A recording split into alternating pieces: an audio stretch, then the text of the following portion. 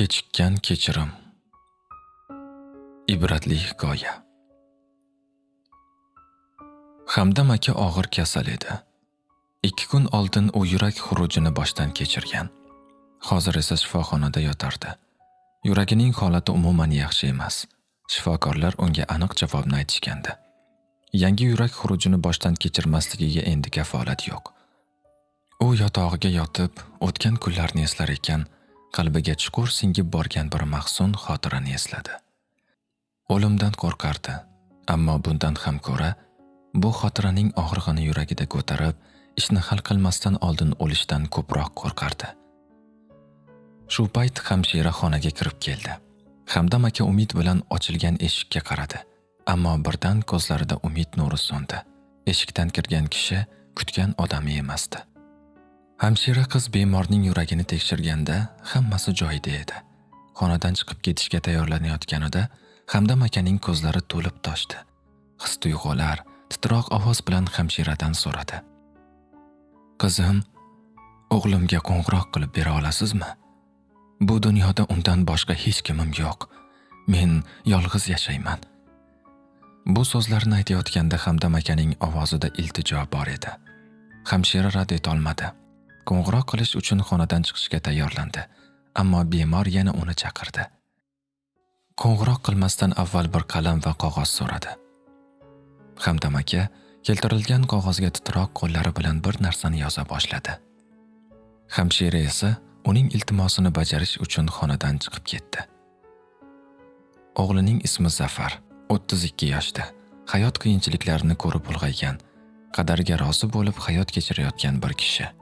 Hamshira qiz Zafarga qo'ng'iroq qildi. Uzoq chaqiruvdan so'ng, "Allo, eshitaman" deya yo'g'on ovozli bir kishi javob qaytardi. Avvaliga hamshira bo'lib o'tgan voqealarni va otasining ahvoli haqida Zafarga batafsil aytib berdi. Buni eshitarkan o'g'lining ko'zlarida yosh, qalbida esa alamli afsus to'lib toshardi. Turgan joyida qotib qolgan Zafar lom-lim demasdan hamshirani tinglardi. "Otangizning ahvoli juda og'ir. Kelib ko'rsangiz juda yaxshi bo'lardi. Nazarimda sizni juda sog'ingan." Hamshira so'zlarini shu gap bilan yakunladi. "Yo'q, otam og'ir kasal bo'la olmaydilar. Axir qanday qilib? U o'lib qolmaydi, singlim, shunday emasmi? Sizdan iltimos qilaman, uni ehtiyot qiling. Men tezda yetib boraman." Hamshira shifoxona manzilini Zafarga tushuntirdi. Go'shakni qo'yarkan, Zafar ko'zlarida yosh, qalbida qattiq og'riq va vijdon azobi bilan o'ziga o'zi gapirardi. "1 yil oldin otam bilan janjallashgandik. Oramiz uzoqlashdi. Undan qattiq xafa bo'lgandim va o'zimni yo'qotib, haqorat ham qildim. Sizdan nafratlanaman deb uydan chiqib ketgandim. 1 yildan beri otamdan xabar ham olmabman.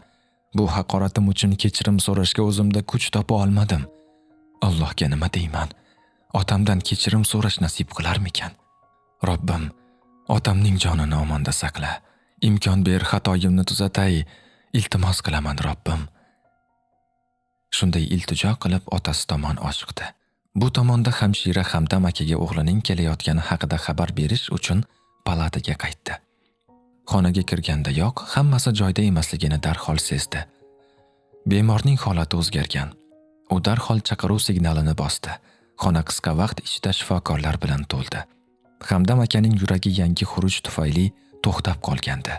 Shifokorlar qo'lidan kelganini qilishdi, ammo yuragi endi qayta urmayotgandi. Hamdam aka vafot etdi. Telefon qilgan hamshira xonadan chiqarkan, o'rta yoshar bir yigit bilan yuzma-yuz keldi. Bu Hamdam akaning o'g'li Zafar edi. Hamshira unga otasi vafot qilganini aytganida, kap-katta erkak o'zini yo'qotib qo'ydi. Ko'zlarida umidsizlik, og'riqli ifoda bor edi. Bo'g'iq ovoz bilan o'zi-o'ziga gapirardi. "Aslida men hech qachon otamdan nafratlanmaganman, doimo yaxshi ko'rganman, lekin ayta olmasdim. Aytaman deganimda kech bo'ldi. Qanday qilib endi otamga bularni aytaman? Uni shunchalik haqorat qildim, ranjitdim, ozor berdim. Endi qanday qilib kechirim so'rayman?"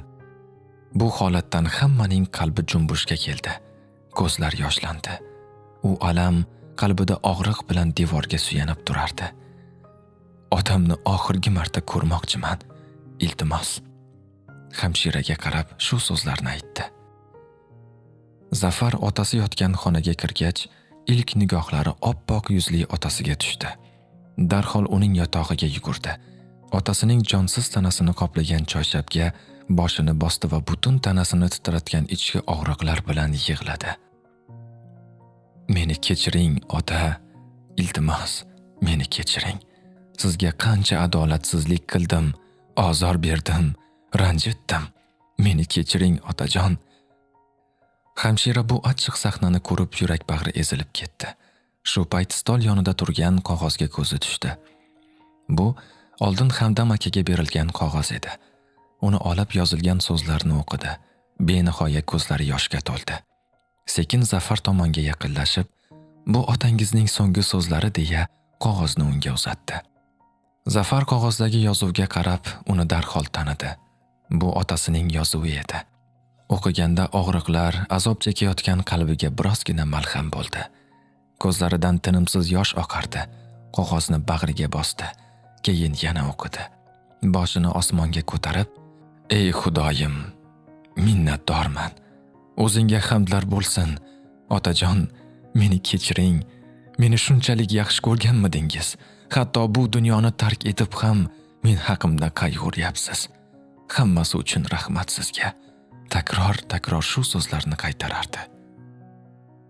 Otasi qoldirgan qog'ozda shunday so'zlar yozilgandi. "Aziz o'g'lim, seni kechirganman. Bunga ancha bo'ldi. Umid qilamanki, sen ham meni kechirgansan. Bilsang, seni har doim yaxshi ko'rganman. Ha, o'g'lim, shu vaqtgacha doim duolarimda bo'lding. Kelishingni uzoq kutdim, ammo endi diydor qiyomatga qoldi. O'zingni asra." Bu oxirgi yetkazilmagan baytlar Zafarning yuragida bir umrlik armonga aylandi. Hurmatli tinglovchi, aslida qadrli insonlarimizni ranjitganimizda o'zimiz ham xafa bo'lamiz. Shunday emasmi? Vaqt borida yaqinlar bilan yarashish va o'rtadagi ginalarga barham berishga harakat qiling. Aks holda hikoyadagi o'g'il kabi g'ururimizni yenga olmay, hamma narsaga kechikishimiz mumkin. Ayniqsa o'lim hodisasi aralashsa, butun umr armon bo'ladi. Xulosa o'zingizdan. Hikoya mualliflik huquqiga ega. Muallif Rajabov Hayotjon.